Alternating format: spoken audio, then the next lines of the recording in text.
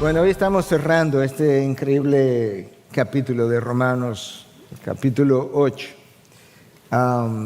Empezamos esto hace varias semanas atrás, empezamos la serie de Romanos hace varios meses atrás. Este es el quinto mensaje en este capítulo 8 de Romanos, es el número 30 de la serie. Yo quisiera, para cerrar, permitirme recordarle algunas cosas que ya vimos en este capítulo, porque todo está conectado a todo lo anterior. Del versículo 1 al versículo 4 nosotros vimos cómo no hay condenación para aquellos que están en Cristo Jesús. No hay condenación posible ni ahora ni en el futuro. Del versículo 5 al 15 vimos que la humanidad, en esencia, la humanidad entera, está dividida en dos grupos. Unos que viven conforme a la carne y unos que viven conforme al Espíritu. Ahora, yo creo que hice la salvedad en este momento, y si no la hago ahora, porque también tiene mucho que ver con lo que tengo que decir hoy, y es que tú puedes llamarte cristiano y todavía vivir conforme a la carne, y otros que también se llaman cristianos viven conforme al Espíritu. Y uno pudiera preguntarse, entonces, ¿cómo sabemos la diferencia entre el cristiano real y el nominal? Tú miras su estilo de vida. O tú examinas tu propio estilo de vida y concluyes si estás pensando los pensamientos del Espíritu o siguiendo los deseos de la carne. Yo creo que eso es un buen barómetro.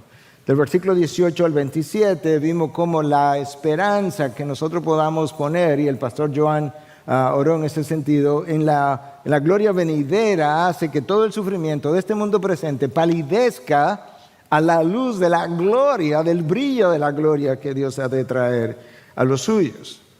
Del versículo 28 al 30 nosotros vimos cómo Dios eligió en la eternidad pasada a un grupo de personas que a esos Él los conoció, y después que los conoció los predestinó, y después que los predestinó, ¿qué hizo? Los llamó, y después que los llamó los justificó y finalmente los glorificó. Todo eso ocurrió en su mente, aunque la glorificación todavía es futura. Y en el día de hoy nosotros estamos cerrando el capítulo del versículo 31 al 38 y nosotros vamos a ver lo que teológicamente llamamos la seguridad eterna del creyente. Y en otras palabras, aquellos que aman a Dios y que han sido llamados conforme a su propósito desde toda la eternidad, para eso no es posible que pierda su salvación, porque como dice una canción que cantamos un número de veces, creo que la cantamos el domingo pasado, aquel que es suyo, Él nunca dejará perder. Ahora, por eso yo he titulado el mensaje de esta mañana, de Romanos 31 al 39, Cristo, la garantía de tu salvación. Cristo, la garantía de tu salvación.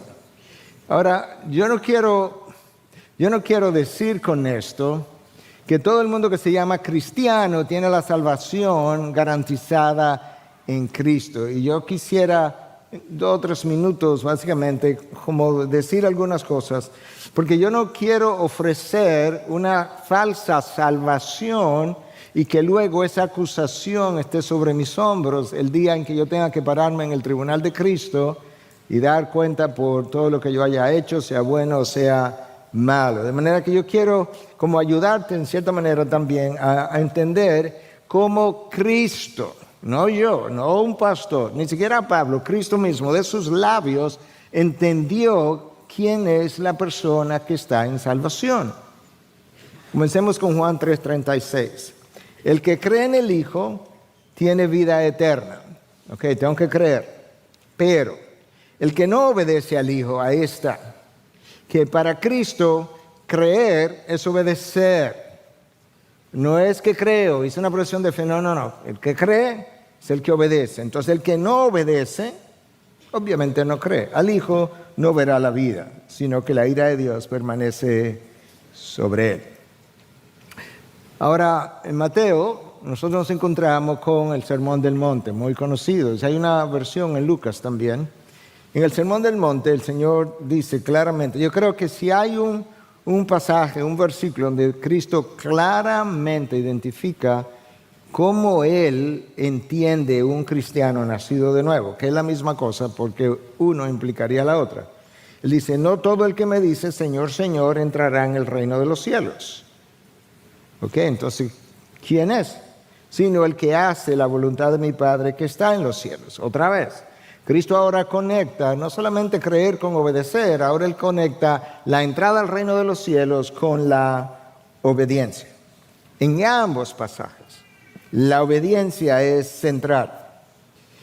Como decía alguien por ahí, la obediencia no es legalismo. No, es un síntoma de la salvación. Es una expresión de mi salvación. En 1 de Juan 1:6 dice, por lo tanto, mentimos y afirmamos que tenemos comunión con Dios, pero seguimos viviendo en oscuridad espiritual. Juan dice, no, mentimos. Si decimos que tenemos comunión con Dios, que estamos en Cristo, y seguimos en oscuridad espiritual, no es verdad. No estamos practicando la verdad. Y en la versión de Lucas, del Sermón del Monte 6:46, Cristo inicia una parábola acerca de los dos cimientos y dice, ¿por qué me llamas Señor, Señor y no haces lo que te digo? Si no vas a hacer lo que te digo, no me llames Señor. Otra vez, la obediencia es central a lo que es el entendimiento del nuevo nacimiento. Con ese entendimiento ahora, todo lo que está aquí en los versículos que siguen, tienen que ver con aquellos que han nacido de nuevo o van a nacer de nuevo en un futuro. Que son aquellos que fueron llamados porque aman a Dios, son aquellos que aman a Dios y que son llamados conforme a su propósito. Versículo 31. Entonces, ¿qué diremos a esto? Todo lo anterior que yo he hablado, ¿qué diremos? Si Dios está por nosotros, ¿quién estará contra nosotros? El que no negó a su propio Hijo, sino que lo entregó por todos nosotros, ¿cómo no nos dará también junto con Él todas las cosas? ¿Quién acusará a los escogidos de Dios? Dios es el que justifica. ¿Quién es el que condena? Cristo Jesús es el que murió. Sí, más aún, el que resucitó, el que además está a la diestra de Dios, el que también intercede por nosotros. ¿Quién nos separará del amor de Cristo? ¿Tribulación o angustia, persecución o hambre o desnudez o peligros o espada? Tal como está escrito, por causa tuya somos puestos a muerte todo el día. Somos considerados como ovejas para el matadero. Pero en todas estas cosas somos más que vencedores por medio de aquel que nos amó. Porque estoy convencido de que ni la muerte, ni la vida, ni los ángeles, ni principados, ni lo presente, ni lo porvenir, ni los poderes, ni lo alto, ni lo profundo, ni ninguna otra cosa creada nos podrá separar del amor de Dios que es en Cristo Jesús, Señor nuestro. Amén. Préstame el micrófono para dejarlo caer y yo puedo ya terminar. El texto que yo acabo de leer ha sido llamado por un teólogo alemán el peldaño más alto en la escalera del consuelo, que tanto el autor, Pablo, como el lector, nosotros, ha estado subiendo desde el versículo 18 en adelante. ¿Qué es lo que este teólogo alemán está tratando de comunicar? Imagínate que tú vienes subiendo una escalera y que esa es la escalera triunfal, la escalera del triunfo. Que cada peldaño es un paso más hacia el triunfo final. Y entonces este texto representa el último peldaño de esa escalera de triunfo que te sirve de consuelo. ¿Me entendieron? Ok. Entonces Pablo lo que hace es que él inicia una serie de preguntas, 7 en total, y él responde las preguntas. La primera de esa pregunta es, ¿qué diremos a esto? Todo lo anterior, toda esta riqueza doctrinal y realidades, ¿qué vamos a decir? En otras palabras, ¿cómo vamos a responder? ¿Qué debemos pensar? ¿Cómo respondemos a esta enorme gracia de Dios hecha realidad? Y lo que sigue entonces es parte de la respuesta del apóstol Pablo. Para Pablo es inconcebible que personas que fueron conocidas, predestinadas, llamadas, justificadas y glorificadas no respondan de una manera apropiada cuando llegamos a comprender que personas pecadoras, mortales, en condenación, hijos de ira, han sido llamadas para compartir la eternidad con Dios. Entonces Pablo se hace la primera pregunta Y él sigue con más preguntas para responder incluso la primera que hizo, que es, ¿qué diremos a esto? Entonces, esto es lo que diremos, pero lo hace a manera de pregunta. Si Dios está por nosotros, pregunta número 2, ¿quién estará contra nosotros? Si el creador del universo, el Señor de toda la creación, si el soberano sobre todo lo creado en tierra y mar, si la persona que está en control de todo lo que se mueve en su universo, aún de la más pequeña molécula, está a favor de nosotros. Ahora explícame, ¿quién podrá estar contra ti? La idea es que si Dios está por nosotros, no importa quién esté contra nosotros. Es como, para ilustrarlo, si Satanás está contra nosotros y lo está, no te cargues, porque él no es competencia para Dios. Él no es, como dirían en inglés, un match para el Señor. Si el mundo está contra nosotros, que lo está, Cristo te dice, pero no te preocupes, ya yo les dije en Juan 16:33, que en el mundo tendrán tribulación, pero confíen, yo he vencido al mundo, de manera que confíen en mí, pongan la mano en mi mano y yo los llevo hasta el final. Si nuestra propia carne está contra nosotros, que lo está, tus emociones, tus sentimientos, no hay duda, tú tienes a 3 luchas, el mundo de las tinieblas y nuestra propia carne. Cristo te dice, no, yo sé, yo fui tentado en todo como tú has sido tentado, pero yo vencí la carne hasta el punto que llegué a la cruz, hasta el final de mis días, sin haber pecado. Entonces, Pablo está diciendo, escucha, si Dios está por nosotros, ¿quién estará contra nosotros? Ahora, cuando Pablo hace esa pregunta, Pablo no está diciendo, si Dios está por nosotros, pues no hay oposición. No, eso no es lo que le está diciendo. Lo que él está diciendo es que si Dios está por nosotros, ninguna oposición, no importa la magnitud de la oposición, no cuenta. No cuenta porque tú sí cuentas con el poder infinito de Dios para vencer la oposición. Esa es la idea, que Dios es omnipotente y soberano, y el omnipotente y soberano, y que te ama y que es benevolente, está por ti. Por tanto, no hay fuerza opositora que pueda oponerse a sus propósitos. Ni la muerte puede ser una amenaza, porque Cristo venció a la muerte.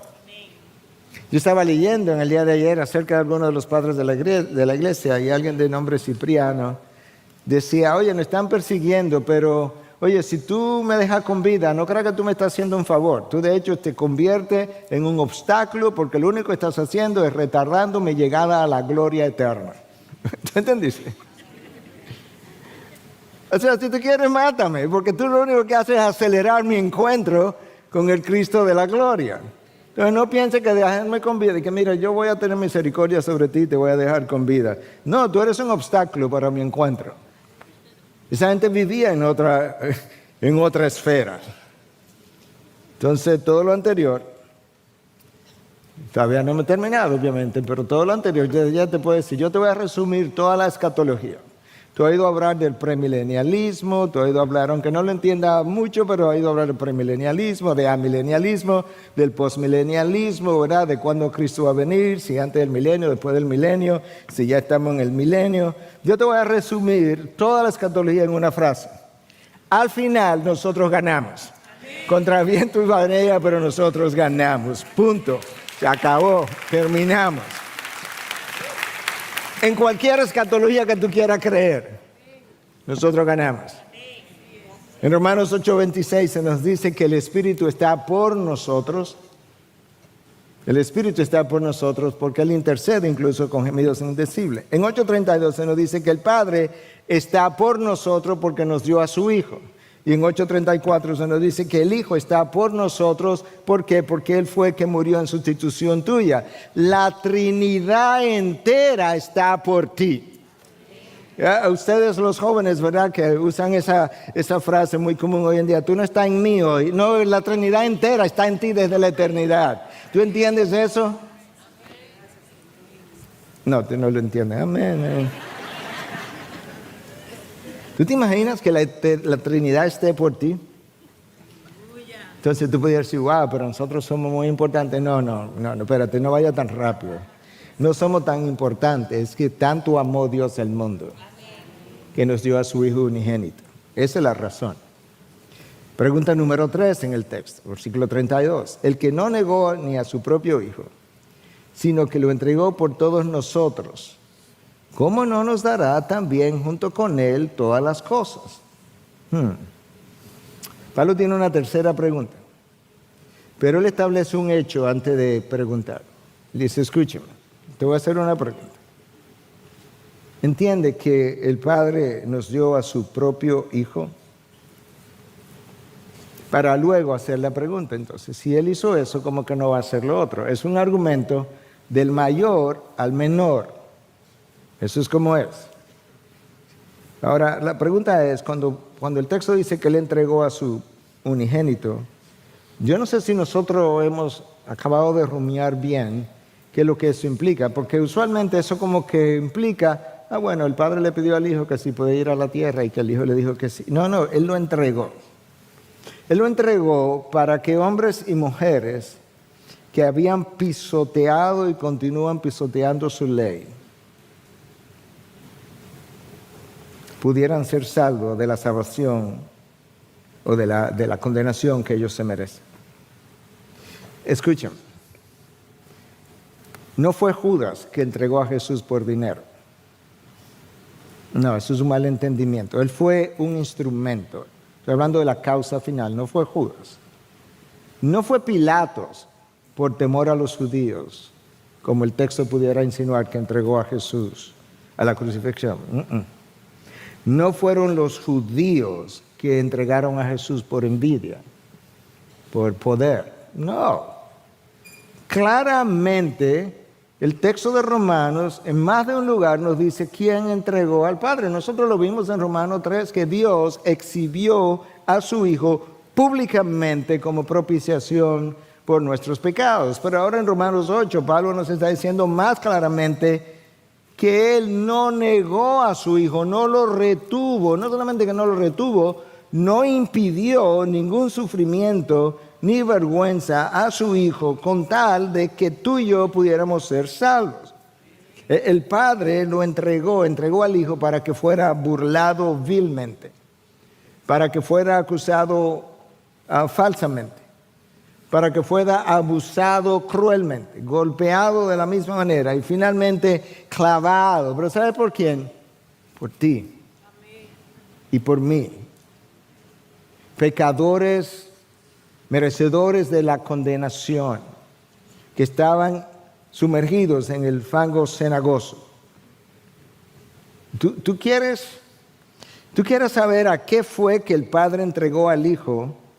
En las palabras del Hijo, proféticamente dicha, escrita por David acerca del Hijo. En otras palabras, Dios inspiró a David en el Salmo 22 a escribir un texto que representaría lo que Cristo sufriría en la cruz y cómo Él estaba pensando acerca de lo que Él estaba pasando. Escucha, Salmo 22, versículo 12. Muchos toros me han rodeado, toros fuertes de Basán me han cercado. Versículo 13. Ávidos abren su boca contra mí, como un león que despedaza y ruge. Escucha, versículo 16. Porque perros me han rodeado, me han cercado cuadrilla de malhechores, me horadaron las manos y los pies, me traspasaron las manos y los pies. A eso fue que el Padre lo entregó.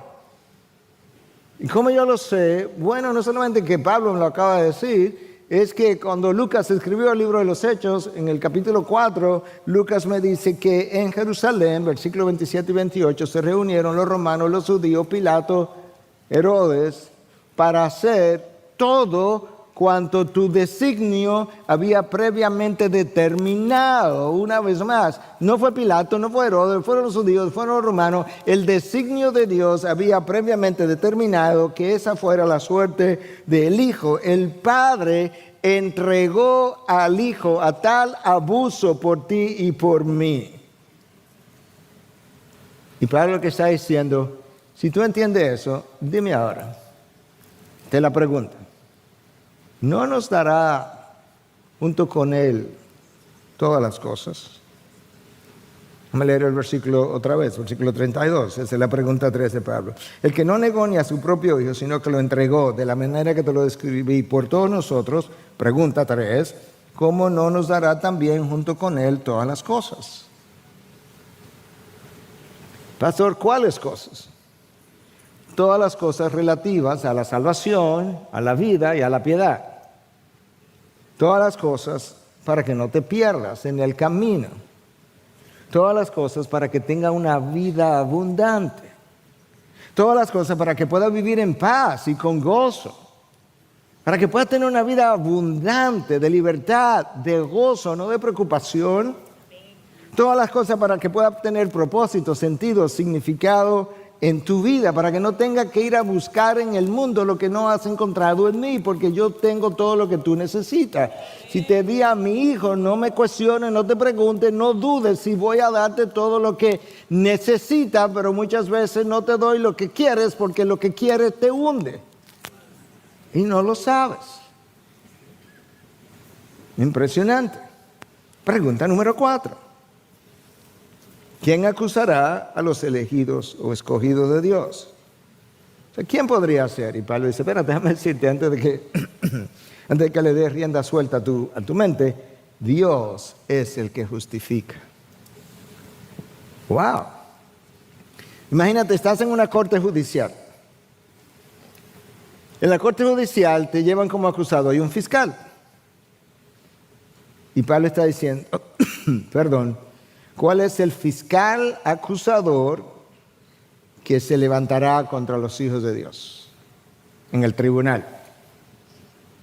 Bueno, Satanás, cuyo nombre puede significar acusador por excelencia. No, pero Satanás no tiene el derecho de hacer tal cosa, nunca lo ha tenido. De hecho, tú lo puedes ver en Zacarías 3, como Cristo se levanta a favor de Josué, el sumo sacerdote, y reprende a Satanás por acusar a Josué.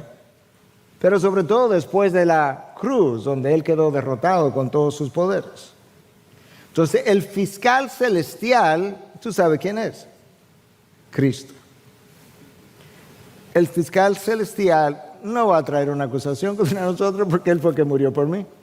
Entonces no puede morir por mí para el perdón de mis pecados y luego ir a acusarme por mis pecados. Y eso fue lo que leímos en el versículo 33.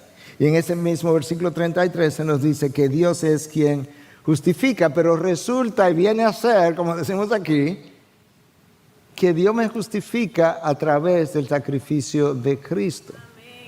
Entonces Pablo está diciendo, ¿quién es que nos va a acusar delante de Dios? Y él dice, Dios no puede ser Dios, porque Dios es el que nos justifica.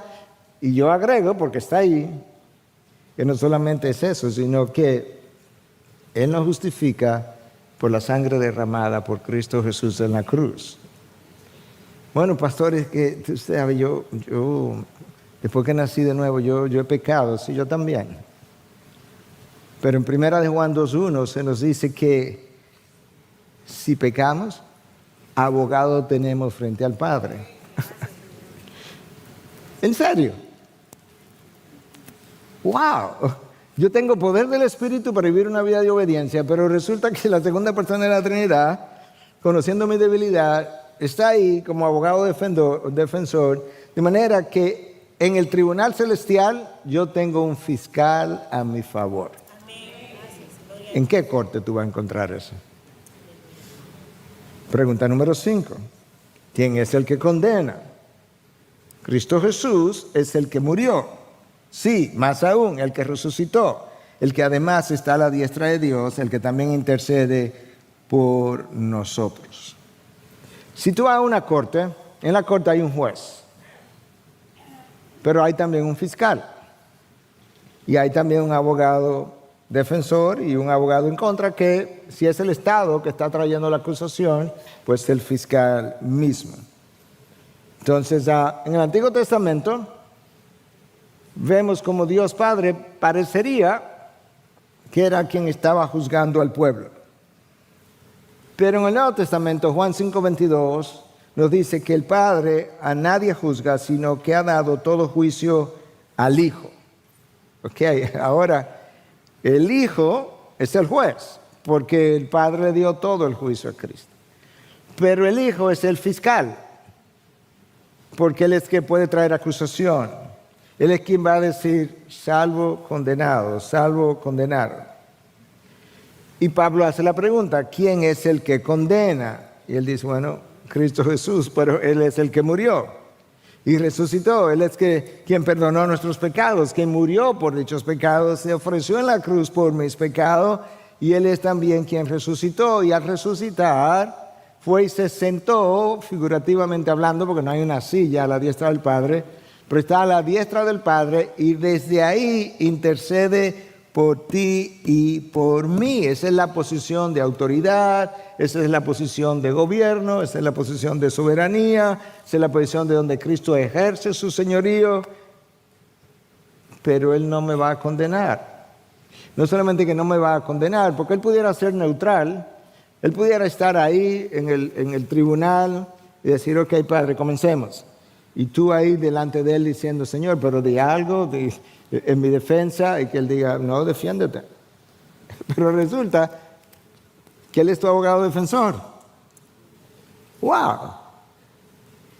Y el versículo 34, al finalizar, nos recuerda justamente que Él intercede por nosotros. Hermanos, yo no sé si Pablo pudo habernos revelado verdades más extraordinarias, porque en este capítulo 8 Él nos reveló que el Espíritu mora en nosotros. Versículo 14, nos guía a todo el que es hijo de Dios. Entonces, aquí abajo yo tengo a alguien que intercede por mí, que es la tercera persona de la Trinidad. Allá arriba yo tengo a alguien que intercede por mí, que es la segunda persona de la Trinidad. Intercede por mí como sumo sacerdote, quien empatiza con mis debilidades, dice el autor de Hebreos, porque Él fue tentado en todo y Él sabe lo que es y lo difícil que es vencer eso. Pero Él también está como intercesor, como abogado defensor para cuando yo peque, dice el apóstol Juan. De manera que es vital que yo entienda esto, porque como todos compareceremos ante el tribunal de Cristo para presentar defensa o rendir cuenta de todo lo que hayamos hecho, sea bueno, sea malo, 2 Corintios 5:10, en el tribunal, cuando yo me pare, yo tengo un juez, un fiscal y un abogado, que son la misma persona, y las tres que están en uno, están a mi favor. ¿Tú entiendes lo que Dios ha hecho en Cristo Jesús? Es el único tribunal del mundo que aún en la imaginación pudiera concebir un juez, un fiscal y un abogado de la parte interesada, que son la misma persona. Wow. Pero déjame resumirte, por si no lo has aquilatado bien, del versículo 31 al 34, en un minuto. Versículo 31, Dios está por nosotros. Entonces, ¿quién nos podrá vencer? Respuesta, nadie. Versículo 32, Dios entregó a su propio Hijo por todos nosotros. Bueno, si Él entregó a su propio Hijo, es obvio que cómo no nos dará junto con Él todas las cosas. Versículo 33, Dios es quien nos justifica. Sí, pero resulta que Cristo fue quien me justificó por medio de su sangre. Versículo 34, Jesús está a la diestra del Padre. Y si está a la diestra del Padre, ¿qué está haciendo? Bueno, Él está intercediendo por nosotros y gobernando el universo a mi favor. Entonces, el versículo 31, el versículo 34 es la obra de Dios. Todo lo que hemos descrito hasta ahora. Del versículo 35 al 39, lo que Pablo quiere darme ahora es el amor, llevarme a entenderse el amor de Dios. Porque el amor de Dios es la explicación a la obra de Dios. El amor de Dios es la explicación a la obra de Dios. Y a la verdad que yo estoy explicando, exponiendo todas estas verdades y ustedes están bastante en silencio, lo cual está bien. Si lo que estás es rumiando, tratando de entender, saboreando, excelente. Pero cuando tú salgas de aquí, tú debes irte brincando de lo extraordinario que es la obra de Dios para con los suyos. De manera que no venga al otro día, pastor cabizbajo, que está triste. Hey, tú tienes la Trinidad entera a tu favor. Confía en cada miembro de la Trinidad. Pregunta número 6, versículo 35. ¿Quién nos separará del amor de Cristo? Y yo creo que esa pregunta está ahí porque muchos de ustedes han estado en momentos como que "Sí, Dios se estará acordando de mí". Realmente, yo creo que, tú sabes, yo tengo como una semana sin orar, yo ni me atrevo, porque Él no me va a escuchar. Pero cuando yo llegue al cielo, yo no habré llenado, y si yo no lleno el estándar, no, tú no vas a llenar el estándar. Hay alguien que lo llenó por ti. Pero tiene que haber vivido una vida de obediencia como evidencia, como síntoma de que recibiste salvación. Entonces Pablo está haciendo la pregunta, ¿quién podrá separarte? Piénsalo por un momento, porque tiene que unir todas las verdades de Romanos 8. Cuando tú ni siquiera remotamente podías ni existir, Él te concibió y ahí te conoció. Luego que te conoció, te predestinó. Luego que te predestinó, cuando llegó el tiempo y en el espacio, Él te llamó. Y luego que te llamó, Él te justificó, pero ya lo había hecho en Cristo. Tú piensas y te glorificó, que es futuro, pero en su mente es pasado. ¿Tú piensas que alguien podrá separarte de ese amor? No, Dios no tiene igual para que alguien pueda separar a sus hijos de Él. Yo te conté en una ocasión que cuando yo estaba pequeñito, no sé cuántos años tenía, 5 o 6 años, yo estaba en Bonao, en un campo, cruzando el río Masipedro, y había crecido mucho, y estaba cruzando con mi padre, y él me tenía de la mano, y yo sentía que si mi padre me soltaba, el río me iba a llevar, porque estaba crecido. Pero no me fui, el río no me llevó, no porque yo estaba agarrando la mano de mi padre lo suficientemente fuerte, sino porque mi padre me estaba agarrando a mí de una manera que yo no podía despegarme de él. Esa es la confianza que tú tienes, no que tú tienes a Cristo agarrado con toda tu fuerza, sino que Él te tiene agarrado con todo su poder. Porque al que es suyo, Él nunca lo dejará perder. Ahora Pablo hace la próxima pregunta, pregunta 7. ¿Cuáles cosas pudieran como separarnos del amor de Dios? ¿Tribulación? ¿Angustia? ¿Persecución? ¿Hambre? ¿Desnudez? ¿Peligro? ¿O espada? Pablo está diciendo, mira, todas esas cosas son como opositores, enemigos nuestros. ¿Pudiera una de esas cosas enfriarnos y yo me fui con la corriente? Vamos a verlas una por una. Tribulación. ¿Pudiera el creyente pasar por una tribulación tan grande como que pueda vencer, la tribulación pueda vencer su fe? No, imposible. Porque el apóstol Pablo ya me escribió en la segunda carta a los Corintios, capítulo 1, me dice que Dios nos consuela en toda tribulación. Esa es la palabra nuestra. O sea, estoy entribulado, Dios me consuela para que yo aprenda incluso a consolar a otros con el mismo consuelo que yo he recibido. De manera que la tribulación, lejos de alejarme de Dios, es una escuela de parte de Dios para enseñarme consolación mientras yo soy consolado. ¡Wow! Pero además, yo no estoy solo en la tribulación. Hay un pastor amigo que me ha escrito en los últimos meses un par de veces y me ha dicho, yo conozco algunas de sus tribulaciones, y me ha dicho, sigue orando por mí porque todavía estoy en medio de esto. Y yo siempre le recuerdo algo que nosotros hemos cantado y le digo, recuerda lo que esta canción dice, siempre habrá uno más entre las llamas y habrá uno más sobre las aguas, Cristo Jesús. Escucha lo que él escribió desde la antigüedad a través del profeta Isaías, capítulo 43, versículos 2 y 3. Cuando pases por las aguas, eso es tribulación. Yo estaré contigo. Tú ves que siempre habrá uno más sobre las aguas.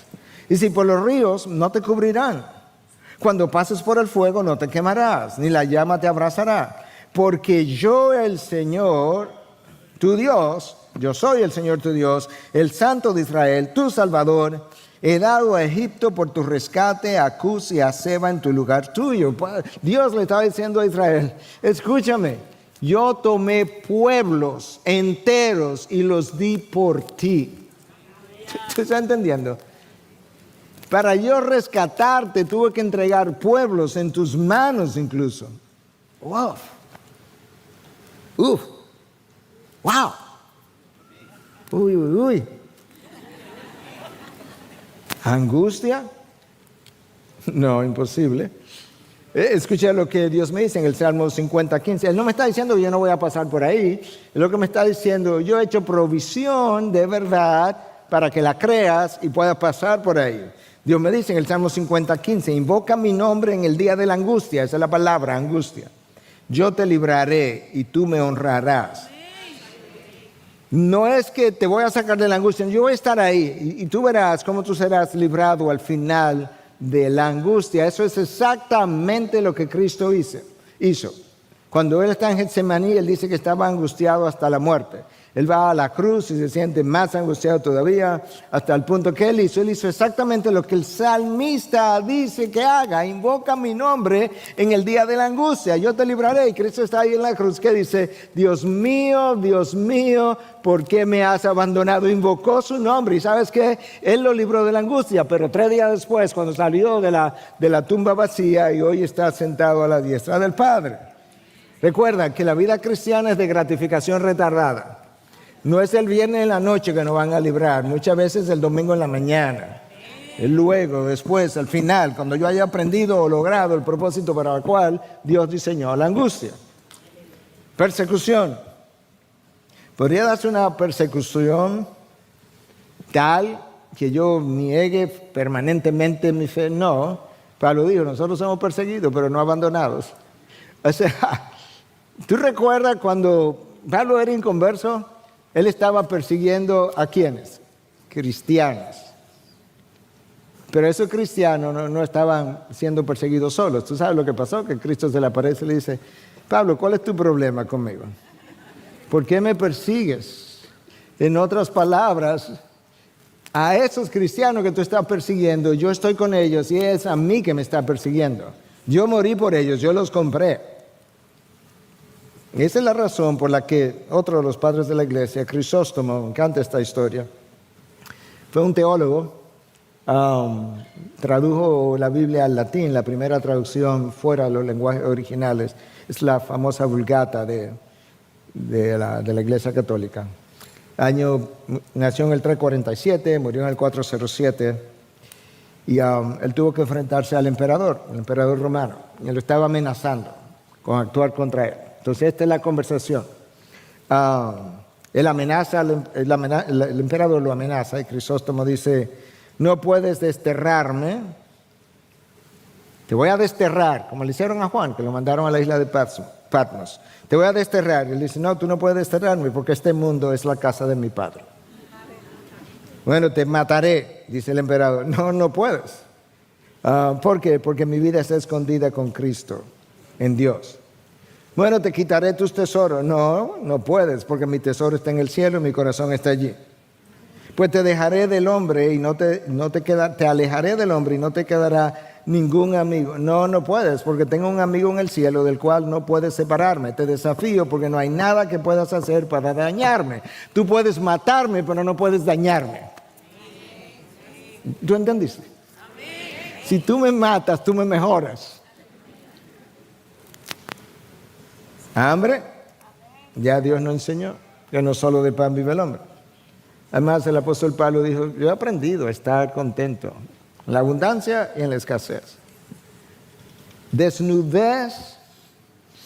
Mira, cuando tú has sido vestido de la santidad de Cristo y verdaderamente tú entiendes eso, ya la desnudez física importa poco.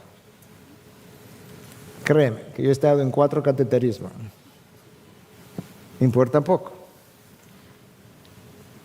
¿Peligro? No.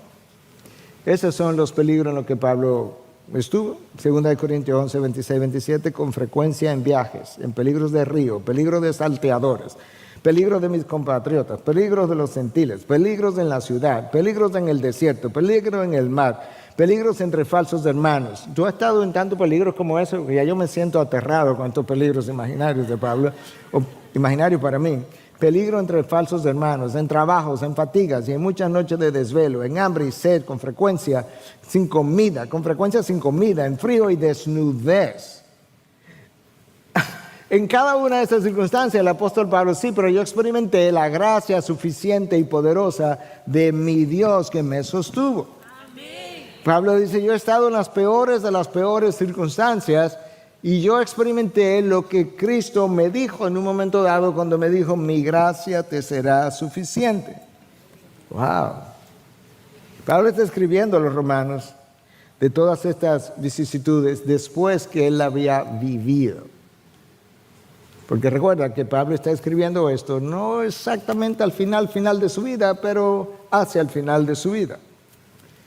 Entonces ahora que tú entiendes que toda la Trinidad está por ti de la manera que está y está por ti desde toda la eternidad, Pablo te dice, oye, ¿cuál debiera ser tu actitud? ¿Cuál debiera ser tu disposición? ¿Cuál debiera ser tu forma de pensar? Versículo 36, primero él te dice, déjame acabar de describirte cómo somos, sobre todo para ellos en esa época. Tal como está escrito, por causa tuya somos puestos a muerte todo el día. Somos considerados como ovejas para el matadero. De manera que Pablo no niega la realidad. Pablo dice, nosotros estamos siendo llevados como ovejas al matadero, pues nos están persiguiendo, primer siglo. Y es por causa tuya que lo están haciendo. Pero, dado todo lo anterior, esta es la actitud que tú y yo debemos tener. Pero en todas estas cosas, versículo 37, somos más que vencedores por medio de aquel que nos amó.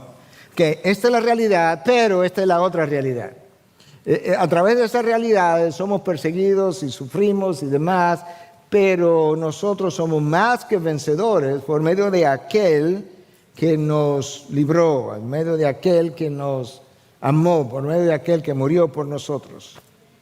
Entonces, el que nos llamó y nos amó, nos da el poder en esas dificultades para yo pasar a través de ella. Pero tú necesitas la actitud correcta, la actitud mental correcta, necesitas el enfoque correcto para tú vencer, porque parte del problema es que frecuentemente mi orientación mental es tan terrenal, es tan de aquí abajo, como si no hubiera nada después de, como si no hubiera alguien allá arriba en control de lo que está pasando. Y Pablo nos dio 10 circunstancias distintas por medio de las cuales o a través de las cuales tú y yo pudiéramos pasar. Y esto es lo que él menciona ahora del versículo 38 en adelante. Porque estoy convencido de que ni la muerte, ni la vida, ni ángeles, ni principados, ni lo presente, ni lo porvenir, ni los poderes, ni lo alto, ni lo profundo, ni ninguna otra cosa creada nos podrá separar del amor de Dios que es en Cristo Jesús, Señor nuestro.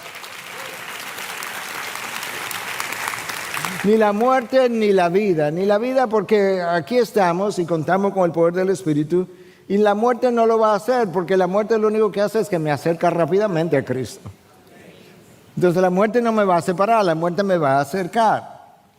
Pero también ya Él nos dijo que en este mundo, en lo que yo paso de esta vida a través de la muerte a la próxima vida, Él ya me dijo en el Salmo 23, que aunque pase por el valle de sombra de muerte, no temeré mal alguno, porque tu vara y tu cayado me infundirán aliento. Entonces, ni la muerte, ni la vida, ni ángeles, ni principados. La nueva versión internacional dice ni ángeles, ni demonios, porque probablemente a esos que se está refiriendo en este contexto la palabra principados. Ángeles, claro que no lo van a hacer. Si Hebreos 1:14 nos dice que ellos son espíritus ministradores a favor, al servicio de aquellos que han de heredar salvación. Eso somos tú y yo. Tú puedes creer eso, que no solamente la Trinidad entera está por ti, que los ángeles están por ti, designados por Dios como espíritus ministradores a favor, al servicio de los que han de heredar salvación. ¡Wow! ¿Poderes? No, fueron desarmados. Colosenses 2:15, el día que Cristo murió en la cruz, fueron vencidos. Ni lo presente, ni lo porvenir, circunstancias actuales, circunstancias futuras, un futuro que Dios controla, un presente que Él controla, circunstancias presentes y futuras que Él gobierna, que Él permite, que Él envía, que Él orquesta, que Él entreteje para que se lleve a cabo sus propósitos. Ni los poderes, bueno, como ya se refirió a demonios más arriba, quizás no está pensando tanto en eso. Algunos piensan que quizás está hablando de poderes terrenales, gobiernos, a través de la persecución. a través de la historia, la persecución no ha podido terminar con la iglesia. De hecho, la sangre de los mártires ha sido la semilla de la iglesia.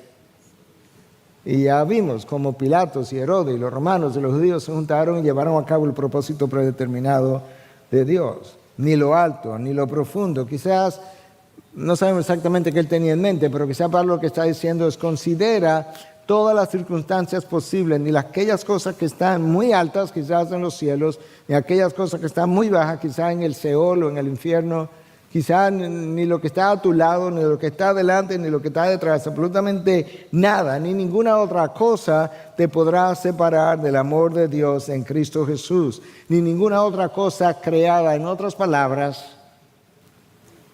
puede ser que tú estés a punto de darte por vencido,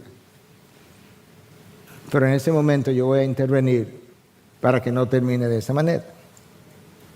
Puede ser que tú quieras salir corriendo de mí, pero Dios nos recuerda: mira cuál es tu problema, hijo. Es que yo soy omnipresente, y cuando tú sales corriendo de mí te choca conmigo. ¿Tú sabes quién es el mejor ejemplo de eso? Jonás. Porque Dios le habló a Jonás. Y Jonás dijo: yo no voy para allá. No voy para allá porque yo sé, tú eres demasiado misericordioso y yo voy a ir y tú lo vas a perdonar. Y yo eso, ni quiero ser instrumento de eso, ni lo quiero ver. Y Dios le dice: está bien, coge gabela, como decimos nosotros, arranca. Entonces escucha que tú sabes lo que pasó, ¿verdad? Se fue, se montó en otro barco, por ahí en dirección contraria, que es como en la dirección de España posiblemente. Y ahí se desató una tormenta y lo tiran. Él mismo dice: mira, yo soy el culpable de la tormenta. Lo tiraron, se lo tragó el pez. Pero él no sabía que se iba a encontrar con Dios adentro del pez. Escucha, te lo voy a leer, Jonás 2, 1 y 2. Entonces Jonás oró al Señor, porque estaba en el estómago del pez, su Dios, desde el interior del pez, y dijo: en mi gran aflicción clamé al Señor, y Él me respondió: desde la tierra de los muertos te llamé. O sea, yo estaba como muerto. Y tú, Señor, me escuchaste. Versículos 6 y 7. Pero tú, oh Señor, mi Dios, me arrebataste de las garras de la muerte. Sí, casi fui digerido allá adentro. Cuando la vida se me escapaba, recordé al Señor.